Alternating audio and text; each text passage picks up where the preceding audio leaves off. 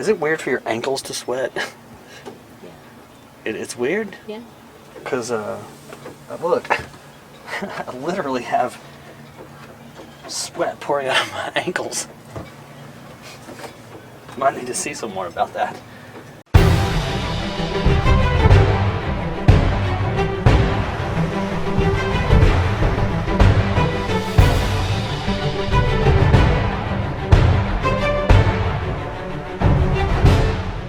What's up, guys? How you guys doing today?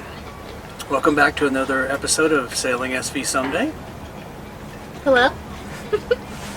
I always say that and then I look at you and expect you to say something. So. What? I don't know. I don't either. We had an interesting sailing day. There was storms in the area, but part of the day wasn't that way. It's been that way lately, where one side of the sky is okay and the other side of the sky is weird.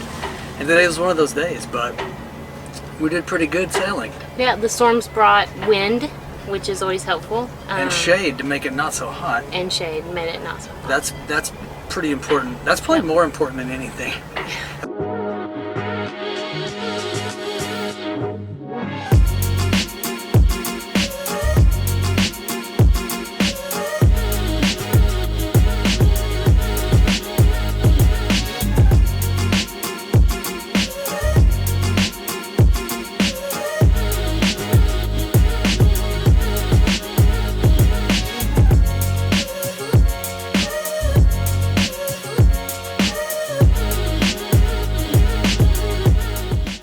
We rolled the genoa out pretty much parallel to the mast, and then we cleated off the furling line so it can't go any further as an experiment.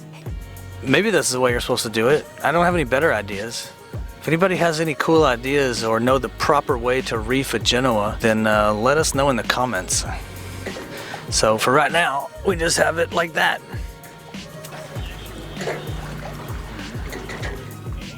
Our boat definitely has a different look to it with the genoa only that far out. We'll see how it goes. It looks a little bitty with it pulled in like that. Some pretty gnarly looking clouds on the other side of it though. Do you enjoy our new reefed genoa? Yes, absolutely. This is how you can enjoy some sailing.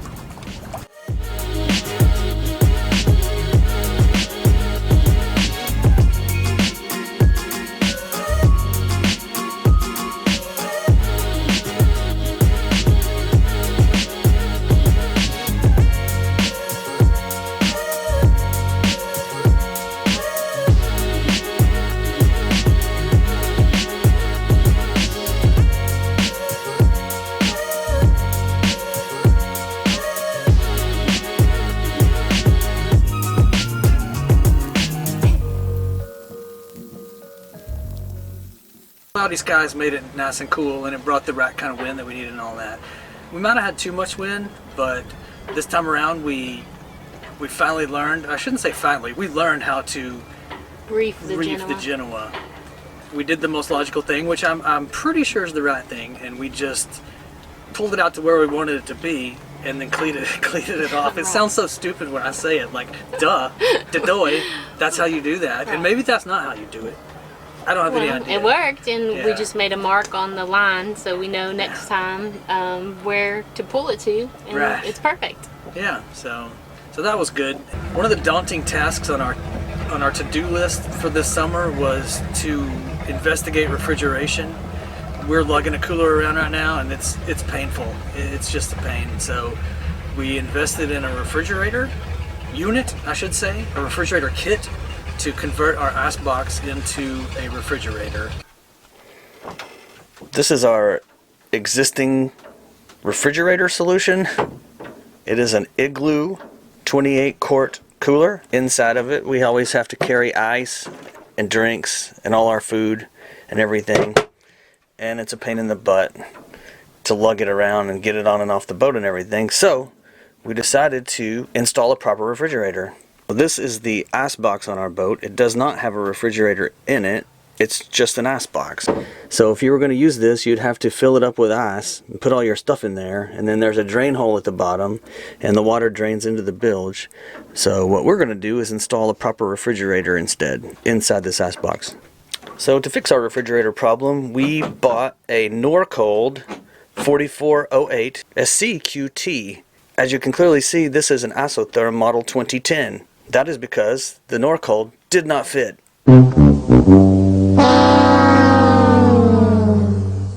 This piece right here is so big that it can't fit across that. So we're going to install this one instead.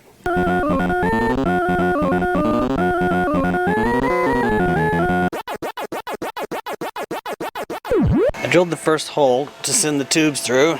Now the challenge is as follows. I have to go all the way down here, and that is the problem. Where that light shines right there is where the hole comes out.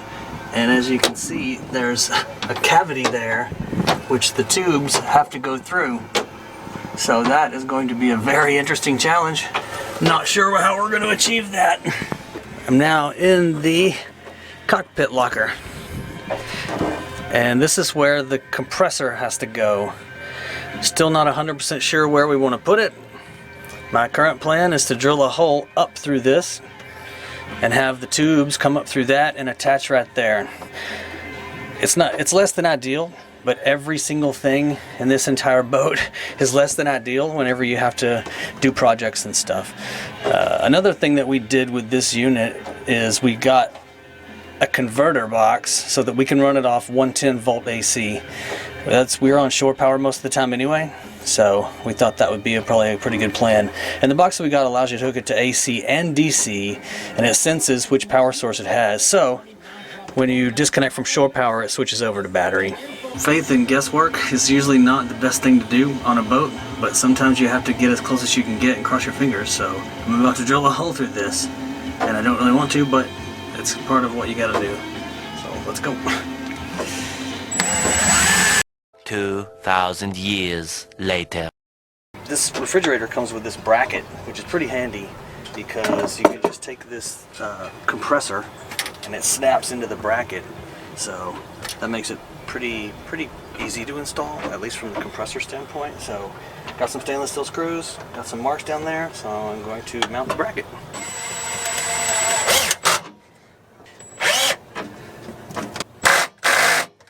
Bracket's in. Is it tight? Yes. That can't go anywhere. You hear those fish pecking on that? Mm-hmm. Oh my gosh. Bracket is done, so I'm gonna take this doodad right here. And this probably ain't gonna be no walk in the park. Okay. So there's two little doodads you gotta pull on over here to get that to push down in place. And once it does, it snaps into place like that. That one didn't snap into place yet. Why is that? How to fix that though? I don't know. Like that. So now this can't go anywhere. In theory, it can bounce around and stuff because it's got rubber grommets on it, but it can't leave. So now all we gotta do is attach these pieces to that pieces and do the electrical, and then since I forgot to put the thermostat in the refrigerator part, we have to take the evaporator plate back out. If you do one of these refrigerator installs, don't forget to put the thermostat wire through the hole. Otherwise, it's a huge pain in the ass. And now we're doing the power cables. We've got it wired into the AC. I'm just going to put these connectors on here and put a few inline fuse. And then I think the only thing left to do after that is hook the evaporator tubes to the compressor and give it a shot. Is it weird for your ankles to sweat? Yeah. It's weird? Yeah. Because, look, I literally have sweat pouring out of my ankles. Might need to see some more about that. I will try to, I will try to ensure not going to the hospital as best as I can. Should probably just call this video a series of guttural grunting. We got the tubes connected from the evaporator to the compressor, and we got all the electrical connections done, so the only thing left to do is test it out, which we have not done yet. So I'm super excited and a little bit nervous. I don't think the boat will blow up. I hope that doesn't happen. If it does, I'll run away. Bless you.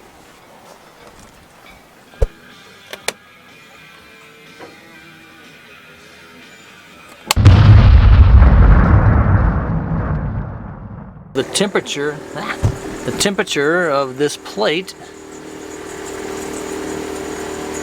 is 9 degrees. So I would say that this refrigerator experiment is a success. The only thing we have to do now is fill it up with food and beer and make sure that it keeps it cold. I think it's a winner. It's really nice to have refrigeration, and I don't know that it increases the value of our boat at all. If you had two boats side by side, one had it, one didn't, obviously yours would get purchased before the other one. That doesn't necessarily increase value, but it also doesn't hurt value. And we get the experience of putting it in and being able to use it. Right. So the old learning checkbox that we always do this time around, I think we both sort of agree that we learned reefing the Genoa. I mean, I know that's pretty simple when you just say that. I mean, and most people probably don't even, it never even crosses their mind. That's just something you do.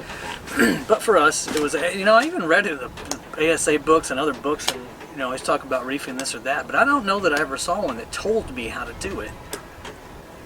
Anyway, so I think we both agreed that that is what we learned this time. Learning to do that is not that big of a deal, but it opens up a whole new box of ability to be able to sail in winds that are, you know, 20 knots plus, even if you had to. It gives you the ability to sail when you have to, whereas before we probably couldn't. Right. Well, I know that last year we probably wouldn't. Well, I know we didn't. Like if I seen white caps, I was not going out there. No. Now white caps means probably a good amount of wind. Right. Bordering on too much, but cross that bridge when you come to it, sort of thing. So good sailing, good project, good learning. I mean, that's what we do. So I guess that's about it. Other than that, we will see you guys next time. Bye.